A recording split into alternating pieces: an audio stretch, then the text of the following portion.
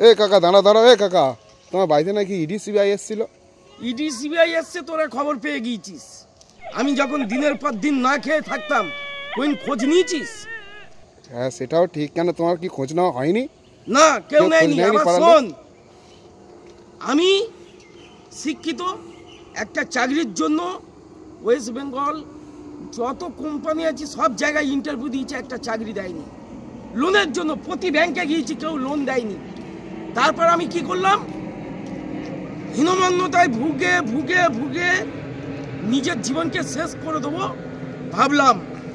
সেই সময় ডেঙ্গুর প্রকোপ ওয়েস্ট বেঙ্গলে এলো। আমি ভাবলাম আমার জীবন এমনিই শেষ, আমি দেশের জন্য উৎসর্গ হব। ডেঙ্গুর মশাগুলো ধরে ধরে সংরক্ষণ করলাম একটা যন্ত্র আবিষ্কার করে। এমন সময় স্কুল লাইফের বন্ধু, ডাকনাম জ্যাঠা, সে বিদেশ থেকে আমাকে ফোন করলো। হ্যালো কাকা, কি করছো? আমি বললাম কে বলতো? বলে তুমি কাকা ছিলে, আমি জ্যাঠা ছিলাম স্কুলে। হ্যালো সোমেন, তুই বল।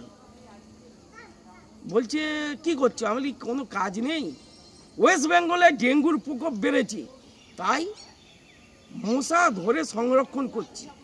সে আমাকে বলল আমাদের বিদেশে মশার, ওয়েস্ট বেঙ্গলের মশার চাহিদা আছে, তাই আমি মশাগুলো তোমার থেকে 500 টাকা করে কিনতে চাই। ওইখানে ডেঙ্গু ছড়াবো, ওষুধ বিক্রি করে মিলিয়ন মিলিয়ন টাকা কামাবো। আচ্ছা ঠিক আছে কাকা, তুমি যেখানে যাচ্ছ সেখানে যাও। তারপর সেই মশা আমি প্লেনে করে বিদেশে পাঠিয়ে দিয়ে আজ আমি কোটিপতি। ইডি সিবিআই আমাকে অ্যারেস্ট করতে এসে বলল কি করে এই টাকা করেছো? কালো টাকা? আমি বলি না, ওয়েস্ট বেঙ্গলের ডেঙ্গুর হাত থেকে মানুষকে বাঁচানোর জন্য সব মশা আমি বিদেশে পাঠিয়েছি, আজ আমি কোটিপতি। তারা আমাকে পিঠে হাত চাপিয়ে চলে গেল।